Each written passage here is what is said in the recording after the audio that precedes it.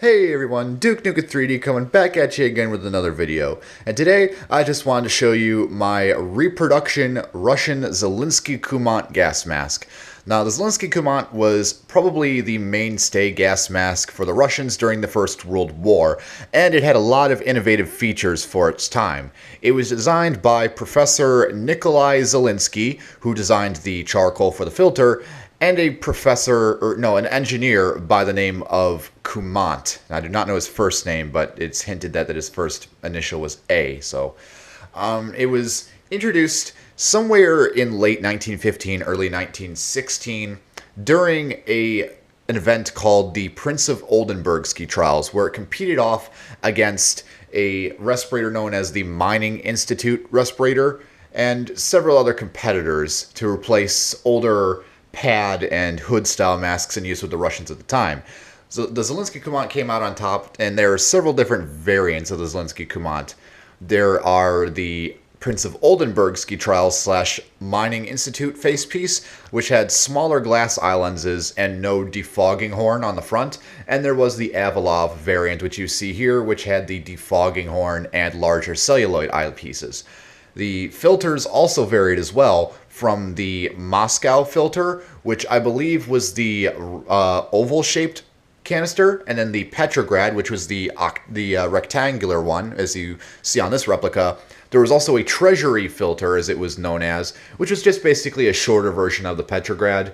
And then there was also the Avalov filter, which was basically a Treasury filter, except the fact that it had inlet and outlet valves incorporated into it. The Zelinsky-Kumant was not very widely produced, and it was very fragile and had its own flaws. For one thing, the rubber that it was made out of was prone to tearing.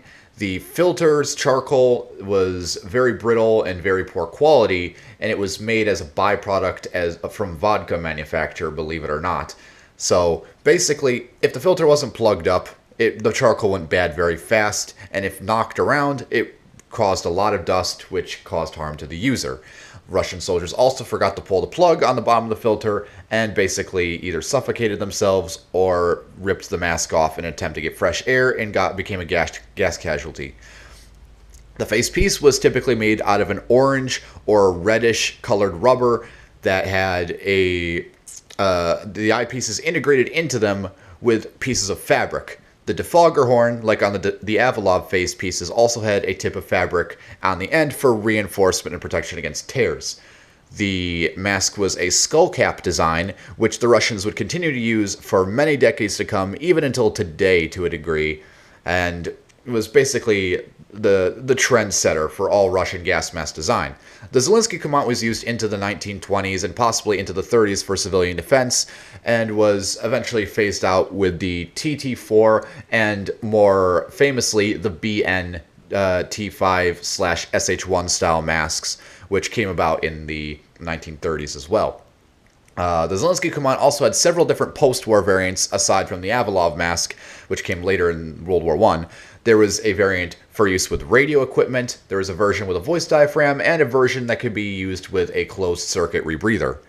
But today we're just going to be going over the replica of this Avalov facepiece wartime Zelinsky replica. So, overall, it appears to be a very nice replica. The rubber is decent quality. It is not glued sheet rubber like an original. The only gluing on it is around the edges, like the face seal and the filter port. Unfortunately, the glue that's used on this is very low quality, and you have areas where the hardware is starting to detach from the mask. So this isn't a mask that you will want to be rough with if you do buy one.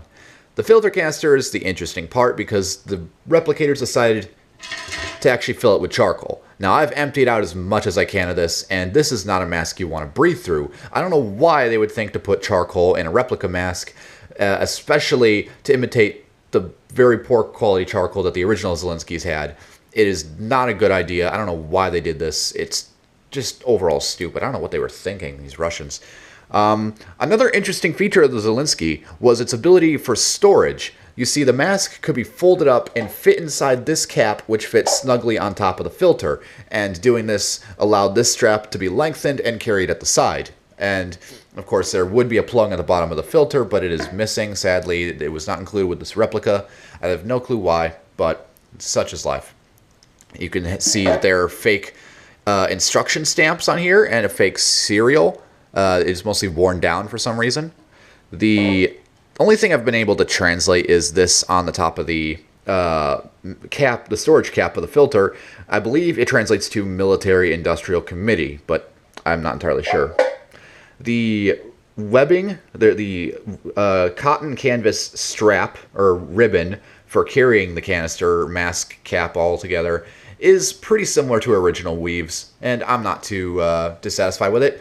The paint used on the filter is overall okay. It gets the shade kind of correctly. I don't like how it's a glossy finish, though. I do not believe that the originals had a glossy finish on them. They were very matte. The mask does come with a rubber band to secure it to the canister, although it is not a very good seal, and what I've done is I've taken a piece of very wide surgical tubing and a bunch of fabric tape and slipped it over the mask end of the filter stem and then slipped the mask over that.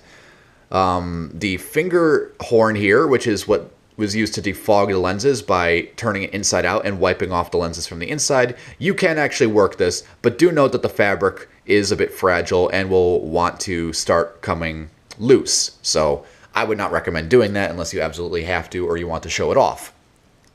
The rubber of the mask, like I said, is pretty okay quality rubber. It's about the same as like a typical dish glove, although a bit thicker and more durable, I would assume. And again, as I've stated before, it is not glued sheet rubber like an original. It is drip molded, or not really slush molded, but yeah, it is entirely one piece. And the only glued parts are the rolled over edges on the inside of the face piece and the filter stem. I'm probably not going to take this off the head to show you the inside because there really isn't anything to see. It's just the two eye lenses and the pocket for the finger horn defogger and the area leading down to the filter. There's really nothing to see there. I will turn the mask around to show you the front. It looks a bit awkward from the front. It looks better from the side or from an oblique view. I believe that they did copy this to original diagrams because there are original diagrams for the Zelinsky-Kumant floating around and their dimensions. But I don't know, something about this, it just seems off from the front. Not sure why. I have not, sadly, been able to get the mask to fit inside the filter cap. You would really have to crush this thing in order to get it to fit, and I do not feel satisfied or confident in doing that without damaging anything. So I would not attempt to store the mask inside the filter cap. If you want to have, you know, the appearance that a mask is stored, I'd remove the mask and then just put the cap on and carry it at your side. Although for a reenactor, that wouldn't be very practical. You'd want something that you could actually use like an original. But again, such is life. The hood is very small. This fits somewhat like a Russian size 1 or possibly a size 2. It is very awkward to wear, and I believe seeing original photographs of Zelinsky's being worn, the hood wasn't really meant to cover the ears. In fact, most people I've seen wearing the Zelinsky in period photographs, the hood actually goes behind the ear. It's very, very weird, and I don't know why they did it like that, but it seems with this replica they were trying to get it more past the ear, but they don't really get it quite right. You know, but you know, just to get back to my original point, it is a very small and tight-fitting hood. But appearance-wise, it's very nice. I'm very pleased with this replica overall, and it is a very nice thing to have on display in your collection. Not so much to actually use for a reenactment, again, because of the issue of the fact that it is filled with a very crappy, poor-quality charcoal that is impossible to empty out.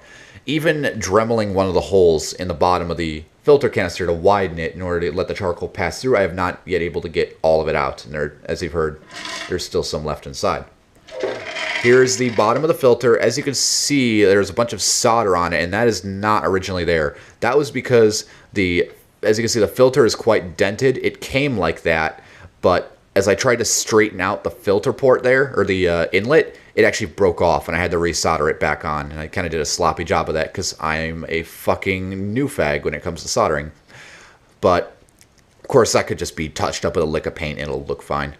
I just haven't gotten around to doing that because I don't have any paint, and I really don't feel like buying some for this replica, which is just for display anyways. So, yeah, so just like the original, this replica has its flaws, but it's a very innovative design for its time, and it is a very cool thing to have in my collection.